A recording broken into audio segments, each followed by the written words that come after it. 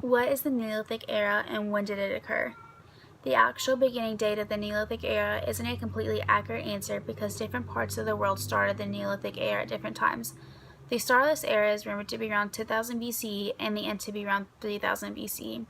It is believed that the Neolithic era first occurred in Mesopotamia, which is modern-day Iraq, then later occurring in China, the Americas, and in parts of Africa. The translation of Neolithic is New Stone, which is fitting because this Neolithic era was also called the New Stone Age because of its vast developments in stone tools. This era started after the Earth's temperature increased around 12,000 years ago, resulting in an expansion in the animal population. With this expansion of the animal population became a more obtainable village life. Unlike the nomadic ancestors of the Neolithic people, they didn't have to follow herds to thrive.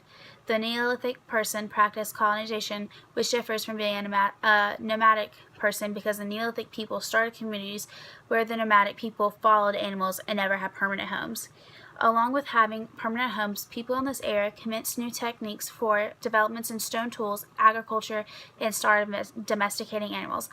The people changed from food-collecting societies to food-producing societies.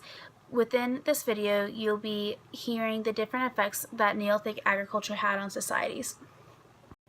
For most of humanity's early time on Earth, humans had been hunter-gatherers. This meant that groups of people had to be small, since there was not enough reliable food in gathering to support more than a few. These few had to work constantly to get enough food to keep their group alive. Groups of people also had to travel wherever they could find food, making small camps along the way. This changed, however, with the advent of Neolithic farming. The world had begun to warm up, and as such, more edible plants showed up. These new plants were ripe for the picking, and people started picking them.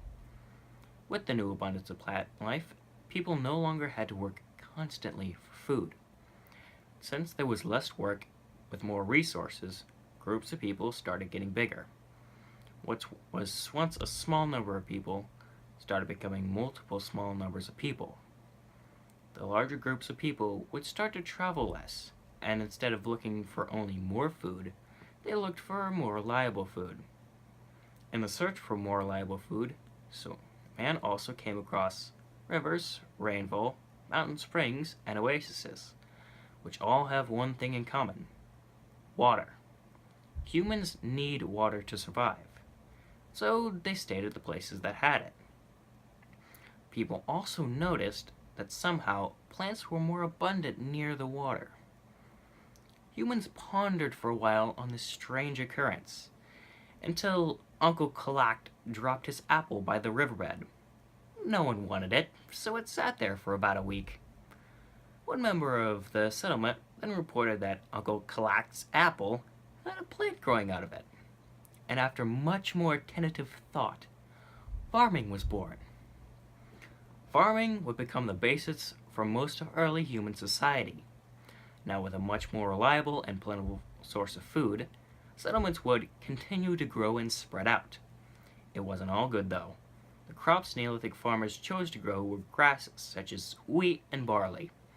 Since people were eating these grasses, they would be missing valuable nutrients. The lack of nutrients made them a little bit more susceptible to something we call disease. The fact that they were all susceptible and living so close together meant that bacteria and viruses would thrive in these settlements. An aspect of the farming did help fight the epidemics a little bit. People found out that some animals rather like wheat and barley. These animals were usually docile and posed no threat if they were to be part of the civilization humanity was becoming.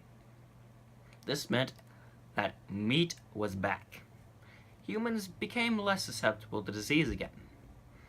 But this came with another problem: the animals. The animals not only left their refuse everywhere, but could carry the diseases that cause mass infection. Today, we usually use medicine to combat these things, but back then, if you had an outbreak, it was detrimental to your society. Now, while this was all going on, There would be people who had nothing to do. The farmers were out in the field, and the herders were out tending to the animals. More and more free people started devoting themselves to a craft. People started making baskets out of reeds found by rivers. People also started making pottery from ground clay, as well as tools that others would use for carpentry. With all this prosperity, people were able to live pretty well. Life was good until bandits attacked.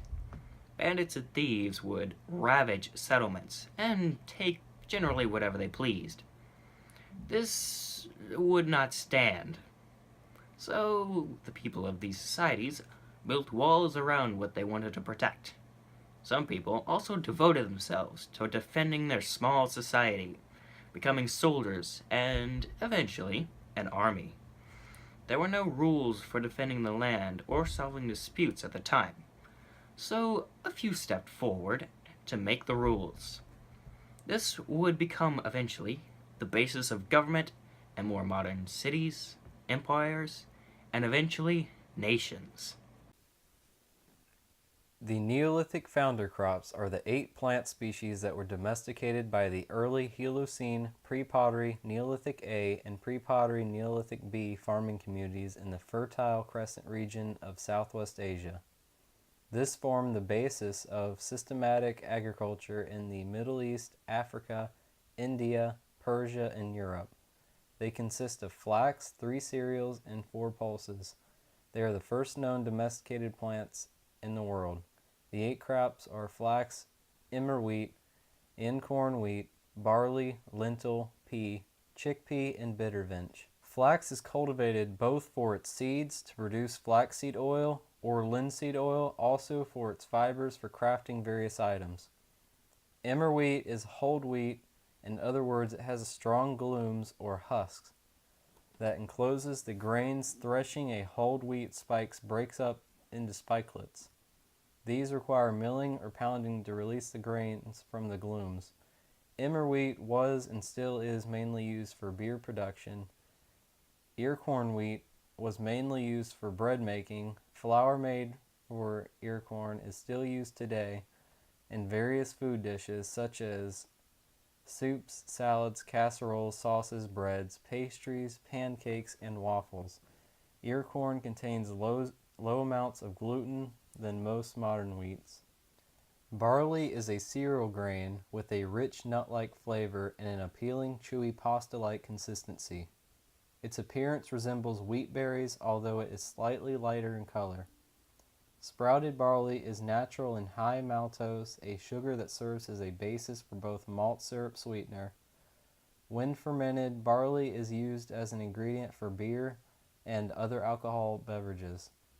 Lentil is a high-protein pulse that is dried and then soaked and cooked before eating. There are several varieties of lentils, including green ones and smaller orange ones. The pea is the most commonly small, spherical seed or seed pod of the podfruit Pisum sativum. Each pod contains several peas. Pea pods are botanically fruit since they contain seeds and develop from the ovary of a flower. Chickpea or garbanzo beans are larger peas that are higher in fiber. Bittervench is similar with just a different taste. All of the Neolithic crops can be dried and easily stored, making it easier to feed larger amounts of people and to create a surplus of food. This was one of the reasons why their society was written down in history. But you can't just make large amounts of crops and farm them by hand. Neolithic people were skilled farmers and they manufactured a range of tools necessary for tending, harvesting, and processing of crops, such as the sickle, blades made from stone, scrapers, and grinding stones.